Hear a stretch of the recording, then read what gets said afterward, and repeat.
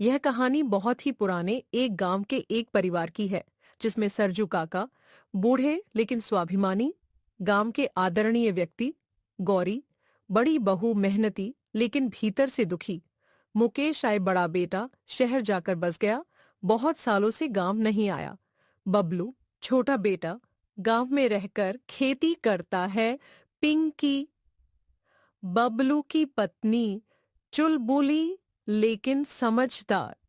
एक सुबह की बात है। सरजू काका अकेले आंगन में बैठे हैं। सामने गौरी रोटियां बना रही है। तभी सरजू काका बोलते हैं। बड़े बेटे को गए हुए 10 साल हो गए।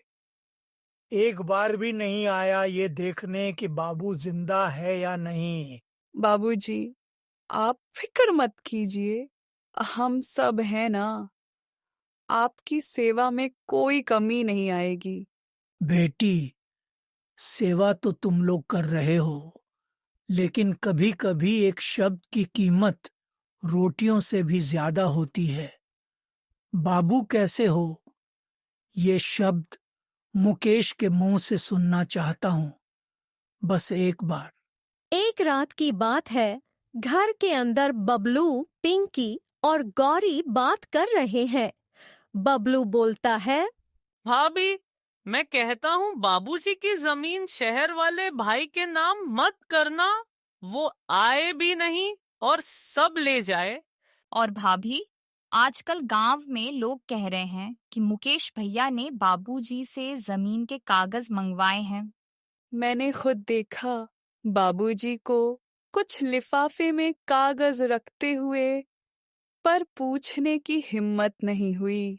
एक दिन की बात है। गौरी, बबलू और पिंकी सरजू के कमरे में जाती है और उन लोगों को कमरे में एक पुराना बॉक्स मिलता है। गौरी धीरे से बक्सा खोलती है। वहां ढेर सारे चिट्ठियां और एक पुराना मोबाइल रखा है। ये तो मुकेश भैया के भेजे हुए खत हैं। हर महीने एक खत और पैसे भी। तो मतलब भैया तो ख्याल रख रहे थे, लेकिन बाबूजी ने कभी बताया नहीं। क्यों? तभी अचानक सरजू कमरे में आया और बोलता है। इसीलिए नहीं बताया क्योंकि मुकेश को बदनाम करके तुम लोगों ने मेरे पास रहना शुरू किया। मुझे लगा कहीं मैं अकेला ना रह जाऊं, इस डर में चुप रह गया। मुकेश शहर से आता है एक बड़ा बैग और मिठाई लेकर, और आते ही सरजू से बोलता है। बाबूजी, मैं आ गया हूँ। नौकरी छोड़ी दी, अब आपके पास रहूंगा। बेटा, तू तो सच्चा निकला और मैं खुद को गलत साबित कर बैठा। हम सब गलत थे बाबूजी, माफ कर दीजिए। अगले दिन सरजू गांव के सभी लोग के सामने खड़े होते हैं, हाथ में मुकेश के खत लिए हुए।